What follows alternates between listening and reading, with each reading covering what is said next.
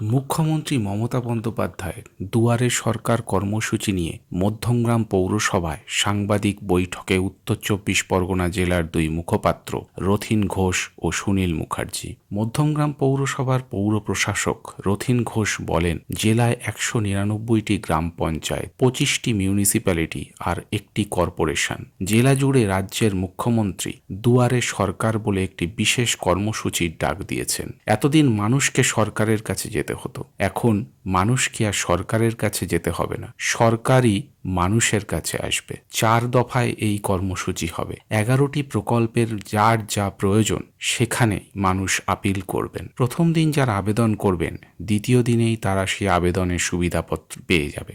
আবার দ্বিতীয় দিনেও আবেদন করা যাবে, সেটার আবার তৃতীয় দিন সুবিধা পাওয়া যাবে। এই কর্মসূচির মাধ্যমে স্বাস্থ্যসাথী কার্ডের সুবিধায় বেশি সাড়া পাওয়া যাচ্ছে। এখন আমরা শুনে নেব রথীন ঘোষ আর কি বললেন এই ব্যাপারে। প্রারাম নিউজ, মধ্যমগ্রাম। সরকার দুয়ারে কিনা এটা তো প্রচার করে বলবার দরকার নেই। আপনাদের আমরা অনুরোধ করছি, আবেদন করছি, সমস্ত পুরসভা পঞ্চায়েতগুলোতে যান, সেখানে দেখুন এই ধরনের ব্যবস্থা চালু হয়েছে কিনা, মানুষ ফেসিলিটেড হচ্ছে কিনা। এক একটা ইয়েতে কেন ক্যাম্পে 20,000 জায়গায় ক্যাম্প হবে বলে সেই ইমপ্লিমেন্টেশনটা হচ্ছে কি। ব্যর্থ তো বিরোধীরা তো বিরোধিতা করবার জন্যে বলছে, কিন্তু এখানে কৃষক নীতি, পেনশন থেকে শুরু করে সবই তো মমতা ব্যানার্জি দিচ্ছে। এমন একটা লোক নেই যে সে উপভোক্তা নয়, কোনো কর্মসূচিতে তার যোগ নেই।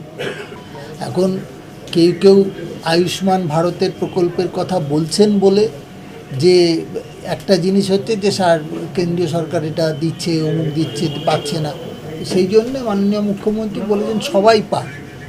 10 কোটি পরিবার আছে, 10 কোটি পরিবারই পাক। 10 কোটি পরিবারের যারা সদস্য আছে, নাগরিক আছে, আগে 7.5 কোটি পাচ্ছিল, এটা 2.5 কোটি এক্সটেন্ডেড হবে। এবং এরও কিছু বিধিবদ্ধতা আছে যে আপনার যদি সিজিএস স্কিম বা WBCGS স্কিমে যদি আপনি থেকে থাকেন, আপনারা তো এন্টাইটেলড হবেন না।